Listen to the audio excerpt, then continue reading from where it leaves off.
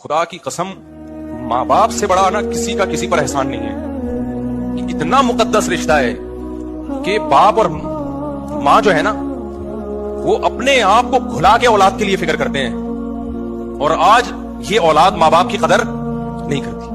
مجھے جب پتا چلتا ہے نا فلاں نے اپنے باپ کے سامنے زبان چلائی یا ماں کے سامنے زبان چلائی, مجھے بہت افسوس ہوتا ہے. اپنی بیوی کو دیکھا کرو یار, یہ بچوں کو کیسے پالتی ہے. وہ چھوٹا بچہ ایک سیکنڈ کے لیے ماں کی جدائی برداشت نہیں کرتا. آپ بچپن میں ماں کے اتنے محتاج تھے, ایک سیکنڈ کے لیے ماں کی جدائی برداشت نہیں ہوتی, چپکا رہتا ہے ماں کے ساتھ, ایسے چیختا ہے. اور بڑے ہو کر کیسے بھولتا ہے, بڑے ہو کر کیسے بھولتا ہے. ایک کیس آیا میرے پاس, ایک خاتون نے کہا کہ میرا شوہر نا 2-2.5 مہینے کے لیے اپنی ماں کو میرے گھر لے آتا ہے, یہ 4 مہینے کے لیے. مجھے بڑی تکلیف ہوتی ہے. میں نے کہا خاتون, آپ کا جب بیٹا ہوگا جس کو آپ اتنی تھا اس کا بیٹا اتنی محبت سے پال رہی ہو, وہ بیوی سے اس طرح وفا کرے کہ اس کی ماں کو ضرورت ہے بیٹے کے ساتھ رہنے کے لیے, اور وہ کہے کہ نہیں میں نے اپنی ماں کو نہیں رکھنا, آپ پہ کیا گزرے گی. ماں خود سوچ لیا کرے نا میں اپنے بیٹے سے کتنی محبت کرتی ہوں. اگر یہ میرا بیٹا بڑے ہو کر بیوی کو مجھ پہ ترجیح دینا شروع کر دے تو میرے دل پہ کیسے آرے چلیں گے. تو یہ سمجھ میں آ جائے گی عورت کی کہ یار کتنا بڑا اللہ نے ماں کا حق رکھا ہے. عورت اپنے اوپر رکھ کے نہیں سوچتی. اور ہمارا کلچر, ہمارے اسکالرز, وہ سب آج اولادوں کو ماں باپ کے خلاف کر رہے ہیں. سوچ نہیں سکتے آپ ماں باپ کے کتنے احسانات ہیں, بھول جاتا ہے انسان. آج ایک آدمی آیا اپنی بوڑھی والدہ کو لے کے. وہ والدہ بیچاری بیمار تھی, بوڑھی تھی. مجھے کہنے لگا میری والدہ ہیں بیچاری پریشان ہیں, اب ان کو وہم ہو گیا, ان پہ کوئی جادو تو نہیں ہو گیا ہے. میں نے اس کی والدہ کو دیکھا, بہت تکلیف میں تھی بیچاری, گھٹنوں کی تکلیف اور بڑھاپے کی تکلیف.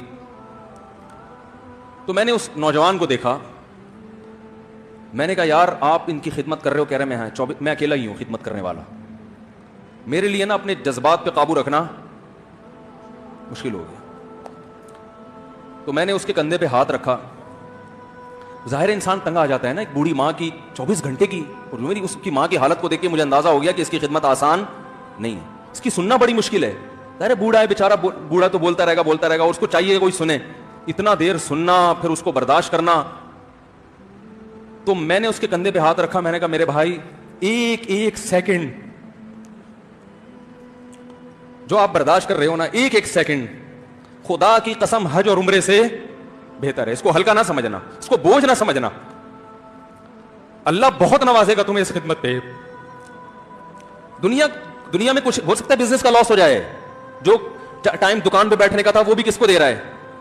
میں نے کہا اللہ کی نظر میں یہ خدمت ہلکی, دنیا میں اس پہ کخ بھی نہیں ملے گا. تبھی انگریز اس سے پہلے ہی اولڈ ہوم میں جمع کرا دیتا ہے.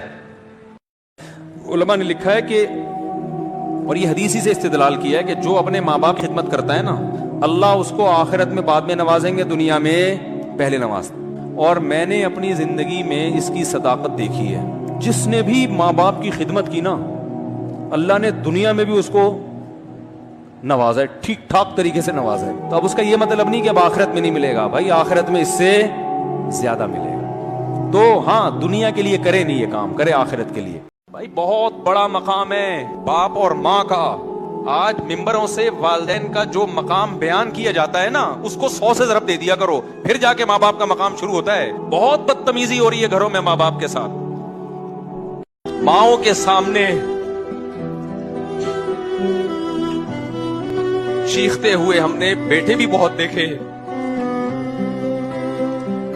اور بیٹیاں بھی بہت دیکھی, اور اب تو بہت زیادہ دیکھ رہے ہیں. خدا کی قسم یہ سائنس اور ٹیکنالوجی جس پہ تمہیں فخر ہے نا,